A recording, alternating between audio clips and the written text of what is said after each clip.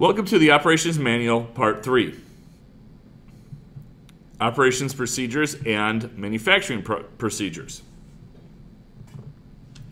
When we look at the operations procedures, we look at the business opening procedures, business closing procedures, security system and measures, housekeeping and appearance standards, and employee scheduling.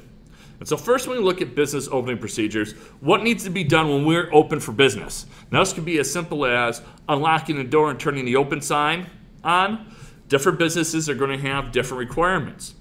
You know, in the restaurant business, there's a lot of things we need to do in order to get the business open. I managed a big and tall clothing store for a while. We had specific things that we needed to do before we opened the store. Part of that might have talked about making sure the drawer was counted out, how much money was in the drawer, getting the cash out, cleaning up from the night before. Maybe if there's inventory on specific days, what days do you do that inventory? If you're working in a more of a manufacturing type of a setting, what are the machines that need to be turned on? What are the things you need to look at? I've also worked at places where opening procedures were, I don't know, about a minute long. You unlock the door, you turn the open sign on, and you waited for people to come in, or you did your job. And so there's different procedures for each business when we talk about opening and closing procedures. Security system and different measures. Is there a security system? What is the security code? What's the phone number to the security company? If you have an outside company managing that. What's the housekeeping and appearance standards? What should and how clean should things be? Now, I'm 6'6", so when I go to different places, I usually see the dirt and dust and the dust bunnies and all the stuff that people don't see because I'm taller than everyone else. And so I see the top rack that's all dirty. I see the top of vending machines. What does that mean to your customer base? So especially if you're hosting customers, how important is appearance and standards? In some lines of business, the cleanliness of our business becomes a legal situation, that there's legal requirements that we have for health code and some other issues, and just overall what people are going to think about our business. And then employee scheduling. How is scheduling done? How many people do we need on each shift, and what roles do we need to have in those specific areas? Duties and checklists for each individual position we have. Now, we did that earlier in the semester. That allows us to identify what each of our jobs detailed, what are they expected to do. This is also very important to share with the people who do those jobs so they understand what is expected of them. How do we deal with theft and loss prevention?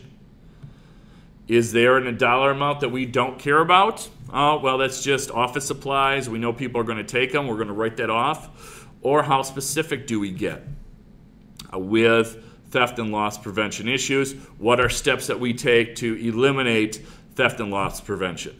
You know, some stores, you might talk about you have to check in and check out, make sure that you're not taking anything. You have to identify what those rules and regulations are going to be for your specific business. That can be both from an internal perspective if I have employees, and can be from an external perspective, what policies and procedures do I put in place to make sure that the outside customers, that we're not losing product. We're always going to have theft. We're always going to have loss of some kind. It's important that we budget for that, and it's important that we understand that regardless of what we put in place, those items are still going to happen. Transaction procedures. How do we do bank deposits? How do we handle cash? How do we handle the cash? How much cash do we have on hand at any given time? Is there a denomination breakdown of different cash? In restaurants and retail, if you've got a cash register, a lot of places will be very specific. The opening cash has to have X amount of dollar bills, X amount of $5, X amount of quarters, dimes, nickels, pennies for every time you open the register. Credit card and check acceptance. Do we accept credit cards? Which credit cards do we accept? Checks. Do we take checks? If not, what is the return policy that we may specifically have with those specific items. Manufacturing procedures.